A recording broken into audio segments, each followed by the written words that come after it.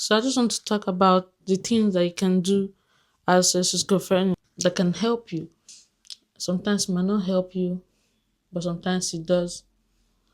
But most times it should. Some things might work different for you, and I'm going to be mentioning a bunch of stuff. Maybe one of them is going to be perfect for you. And number one happens to be journaling. You can find time to journal, write how your day went on a notebook or notepad or an iPad or your phone. You can take time out of your day and write how your day went, what you had for breakfast, what you had for snacks, what you had for lunch, what you had in between. Just every single detail, what you had for dinner, what you had as a nightcap. Just things like this. Those are the things that you can write in your journal. And don't be scared to write things like this in your journal because that what should be in your journal anyways. You can even have a diary if you're more secretive about it. If you don't want anybody to see, you can just write it in your diary how your day went, your emotional struggle, things that you've had that week that have drawn you back emotionally, or things that have accelerated your mood for that week. You can sit down, write everything down, write what you're thinking down, your thoughts, the good ones, the bad ones, the ugly ones, the good, bad, and ugly. Write everything down.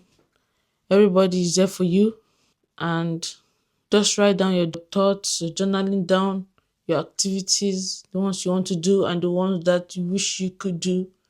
You're just writing everything down, and you're well commended. I commend you because I'm even finding it very difficult to write down things that I'm going through. It's very hard for me to write down times in my life where I've needed somebody and they're not there for me. To write down all those ones could be heartbreaking, could be rough. But at the end of the day, when you get there out there, when you get it put on paper and you can read it back, you can see those feelings as something that you want to let go. You can let go of those feelings and then just set yourself back on track. Because sometimes if things don't work out as you think, it can be very like can take a massive toll on you. So it's better you set your expectation realistically, but also not down at the same time. So that's just based off of what happened to me. But for you, you have to write down your journaling. You have to do it for yourself because nobody's gonna do it for you. You have to engage in reading. This is number two of us on the list. We have journaling and then we have reading. You have to engage in reading. Reading is going to keep you occupied because sometimes it feels like time is going so slow. When it's going by, it's so slow. So you have to get occupied with reading. Read your favorite book. You can go online and read something. You can read a short story. You take a few days, you can take a few weeks out of your day, out of your year. You can take a few weeks out of your year and just you can take a few weeks out of your year and read. Spend that much time reading. If you have a small book, you can take some few weeks out of it and read. So that's just what I want to say.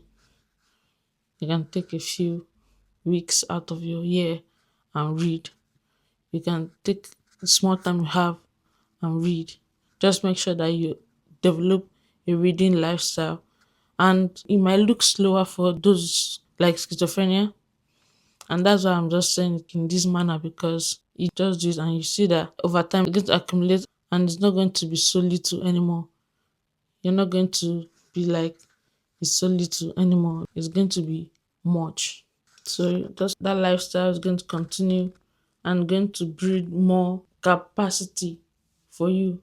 You're going to have more capacity as a person, and that's what's important. Learning a new skill. We have to know that learning a new skill, that's number three on this of someone with schizophrenia. Learning a new skill. No matter how little the skill is, you could be learning a new recipe. You might not go all out to learn a new musical instrument or learn a new, I don't know, a new whole full recipe for something elaborate. Maybe you don't know how to cook before you learn how to cook. Maybe you can just choose one recipe and learn how to do that recipe. So learning how to cook, that's a new recipe, or learning any new skill at all. You can learn how to play an instrument. You can just learn anything actually. Learn anything you can. Sometimes I like to lowball it because I'm like, nobody really expects you to do much because no, it's not easy. It's very hard. Having this kind of mental schizophrenia is the worst illness you can ever have. So it's what's there for you after having schizophrenia. You can do a lot, but you have to put so much effort into it. So that's why I encourage that you only do according to your minds, so according to what you can. If you are not able to do it, then don't force yourself because for you, you're trying and nobody is forcing you to do something that you can't do. So learning a new skill is the best thing that you could do. It could be a range of anything. Just encourage you to learn a new skill. So learning a new skill is definitely on the list. Just work at it and you see that before you can do something like riding a tricycle or unicycle or playing the banjo or learning the chords on clarinets, things that little things, but when they add up, they become milestones. So try and learn a new skill. This one might seem like obvious or no need to write this down, but watch a movie. Yes, I don't know what number I am right now on this, but I'll have to encourage you to watch a movie. That's very important.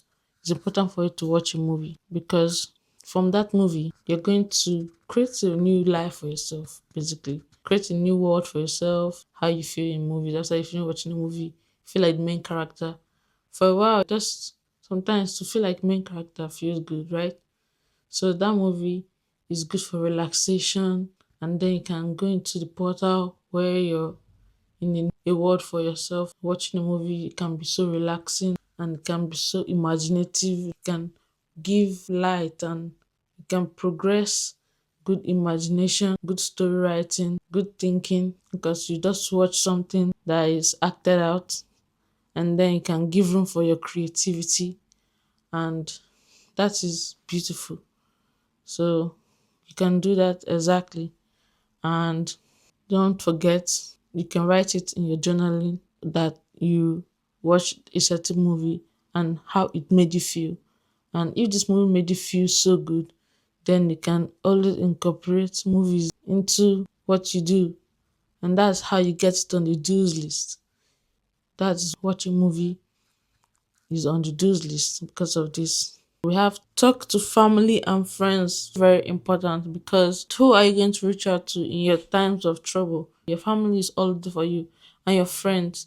I feel like I perform poorly in this one because I don't have as many friends as I would like. I'm kind of friendless, if I should say so myself. I have people that I can just send, they can send me memes sometimes. I guess those are friends. These are actually the kinds of friends I have. But I don't have somebody that I could talk in one on one with somebody that's my friend or something like that. So talking to family and friends, though I perform poorly in it, I encourage you that you should know, be to be the one to what I want to say now. Do it. Be the one to talk to your family and friends. Now I'm going to start, and then we can all start together. We can all encourage each other to talk to our family, to talk to our friends. I have my family all around me, so my family is not part of the category of people that I don't talk to. I'm talking about friends that maybe they are far distant from me. But right now, I've tried my best, and now if I don't used to return maybe memes before, now I return the memes back. I send back also videos or pictures or any maybe news that's going about. So I try to stay and participating because that's what friendship is all about. So I've stepped up in that area and maybe I should just maintain it and also keep progressing. So that's the way I see it. And also encouraging you also to go through the same process of maybe not wanting to and then later figuring out that that's a very good way for you to grow and you have to, they're your family and they're your friends. Even though it's a very dark and trying time for you, you can just give it a chance and see what is out there for you, what's waiting for you. So that's just for the do's. We have journaling, we have reading, we have watching a movie, we have learning a new skill, we have talking to family and friends. So not directly in that order, but we understand what that means. It's not a certain order that it has to be in. So we will also have to talk about the done in this video, because if you have the do's, then you have the don'ts, and the don'ts are the things that you shouldn't do. While the do's are the things you should do, the don'ts are the things that you shouldn't do. So I'm going to go into the don'ts right now to help us categorize them into things that you should do as a schizophrenic and things you shouldn't do as a schizophrenic. So number one is isolating yourself. You shouldn't isolate yourself. You shouldn't do that at all. You shouldn't even think about doing that. Isolating yourself is going to only lead your schizophrenia to be on a rampage. It's going to be out of this world. You're going to be thinking too much of things that you shouldn't be thinking about, things that are not even a problem. You're going to start generating problem in your head about it, and that's something that you shouldn't do. If you talk to people frequently, you're going to know that the pace that everybody is going, and if you don't keep up, then you're going to be in a kind of parallel world where you're not really connected to them. A disassociation or detachment from reality of some kind. So it's very important that you never isolate yourself, because you could go into disassociation, or I've forgotten the names of these things. They taught us this a lot in our psychology course. It's dissociation and forgotten the last one, but I know that I'm going to get it. I probably the realization that's probably happened to me. Things are just weird or something like that. I'm going to be talking about that in a different video. I'm talking about disassociation and dissociation and derealization in another video. Anytime I make that video, I'm just going to talk about that, and it's good that it's even on this video. So I'm going to be able to come back to this and write things about it down. So that's one thing you shouldn't do. You shouldn't isolate yourself. That's only going to lead you into another roller coaster of tragic, unrealistic emotions. And that's what is so terrible about schizophrenia, that things that are not real will make you so upset. And you're like, these things are not real, that they'll never happen. In fact, in the history of mankind, this has never happened. But that's particular thing that's going to tear you down or make you feel sad and make you feel like you have to cry every 20 minutes. But these are not real things. So we have to buckle up and do what we can. We can't just be isolating ourselves. I'm guilty of this. I used to isolate myself before, but then I realized that life waits for no man. I shouldn't isolate myself. And that is how the birth of Precious was. What? I don't know where I've trailed off to. I shouldn't isolate myself because it was getting out of it. Was, I don't know. I'm more of a person that don't have a problem isolating myself. But what they've taught us is we shouldn't. So I've not really had much of an issue isolating myself. Sometimes it's good for me, sometimes it's bad for me, but most times it's neither. It's nothing. If it doesn't get bad for me, it just gets to it. So well, it's what's good at that point. I always feel good isolating myself. So I'm going to understand, because my own case is not severe too. There's some people that are downright mad. So in those cases, you can now say isolating themselves is terrible for their mental health and development. But me right now, I feel like it's good for me in a little bit, maybe not much, because I already do the socializing I need to do, and I always find that also time for myself is good. So that's a healthy balance. So maybe that's why I feel like isolating yourself is good. So I guess the word isolation is what makes it to be a depth further. It doesn't mean just having an alone time. Just isolate yourself. Yes, that's bad. I don't do that. So I don't isolate myself, and neither should you. Don't isolate yourself. You're supposed to be on and about, doing something, getting creative, putting your hand in some dirt, building a mud house, building some, I don't know, tabernacle, just doing something. Make sure that you're busy and you're not just idle. Don't isolate yourself. No man is an island. stand up and start moving. Something that somebody could be guilty of, but that is not obvious, and they don't think that they are doing worse. Words. What have I done to you, words? The second don't is overachieve. What are my words? Just my mouth just skipping to the end. Overachieve. Don't be an overachiever. In my notes I was writing, don't try to overachieve. But shouldn't people not try to overachieve? Wait, overachieve is different from achieve. So it's definitely people shouldn't try to overachieve. So don't be an overachiever. Overachiever in this case is not as if you're going past your potential, because there's nothing like that, but when you're getting a burnout, that's when it turns to over, right? When you're seeing a negative impact, you're seeing a negative effect, then it can turn into is a negative. So being an overachiever, don't do that. If it's time for napping, time for sleeping, go sleep. If it's time for praying, go pray. If it's time for eating, go eat. If it's time for napping again, go nap. Go take that nap again. Yes, go do it. That's it. One day at a time. Don't overachieve. Don't set out goals that are too tough for you to handle. If you set out 10 things to do today and you did 5, congratulations, I'm happy you even did something. You did 3. Oh wow, that's so good. You did 1. Well done you. You did 1. You did a good job. That's how it should be. Because this is your mental health, and this is something that we're trying to protect. Though there's some people that are strong amongst you, there's some people that can do a bunch of things at a time. The courage I have right now to do these videos is just the courage of myself. Only a one man courage. And it's enough. I've started doing my videos and I've been doing it ahead of time. So now I already have a video that I've uploaded yesterday and a video that I uploaded today. But these are videos that I've done previously and I didn't do them all in one day. So now I'm trying, now that I've uploaded this video right now, but I'm recording a video already today.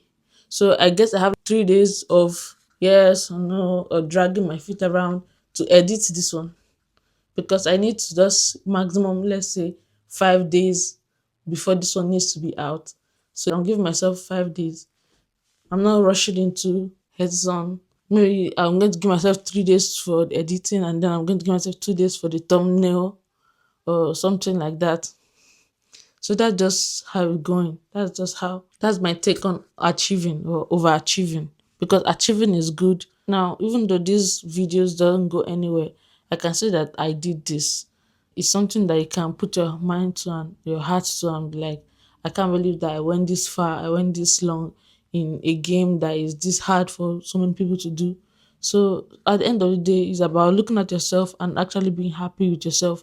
So achieving something is different from overachieving something. Right now, I'm not going crazy with thumbnail. I'm not going crazy with money. I'm not going crazy with all those things, because all I have to do is get my camera. My brother fortunately has a microphone and has this tripod stand. All I have is the phone. That's all I have. And I was like, what do I have right now in the house? And I was like, I got the phone. I got a brother with a microphone. I got the tripod stand. And I'm so happy because I got motivated by my sister, because she also decided to start content creation and she's been posting on Instagram. Instagram page is Mila Chineme, MILACHINEME, Mila Chineme. So that's her handle. So she's been a motivation to me to be able to because she's been also doing content creation, and whenever I start with the tripod and all the things I need for videoing or taking a video, I'm going to be like, oh dang it, I need the tripod, I need it. But I haven't even thought of doing something, maybe remotely video recording with it. But that does push me to like, she gets it back, I should better have like video or something ready or an idea.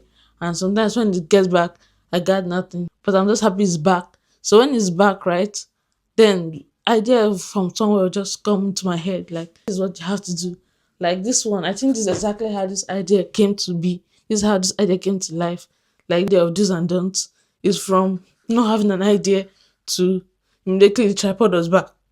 I had an idea, and I'm not forcing myself, but I'm just giving myself the opportunity to fight for something. Like, let me see what I can do on this YouTube platform, and let's see what it rewards me with.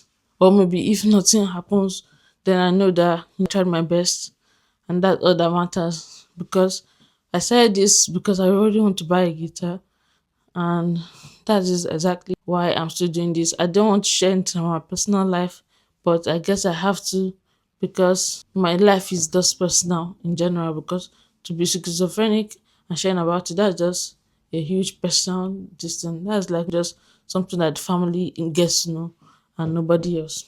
So that's for the second don't. Isolate yourself and don't try to overachieve. Now the third one and the last one is try not to avoid taking your medication. Avoiding your medication is a big mistake. It's the biggest one of the biggest mistakes you could do. Like, you want to at all times take your medications. Sometimes your medications could be increased, sometimes could be decreased. But the bottom line is take your medication. Like, if you don't take your medication, then how are you going to get better? Like some sensory issues that you might have, that if you take your medication is going to be better laid off on you. Like, medications are going to make those symptoms to just capsize, and something that could be too much on you, you're going to feel like it's going to help you and it's going to calm you down. That's exactly what your medication is there for. So try not to take your medication is don't. I'm going to say it in this manner because I have tried also not to take my medication before in the past. It's a don't because I have tried often not to take my medication in the past, and it turns out that my mental health was not going the way I wanted it to go. So this way, this method is a no-go area because you want to take your medications is what is going to help you in the long run. Like, I know someone that converted from not taking my medications to now always taking my medications, because I figured that I was trying to do a test, because the first time I started taking medication, they were making me dull. So I was like, oh, I don't like how dull I feel, and I can't be taking these medicines because they're like, you so dull.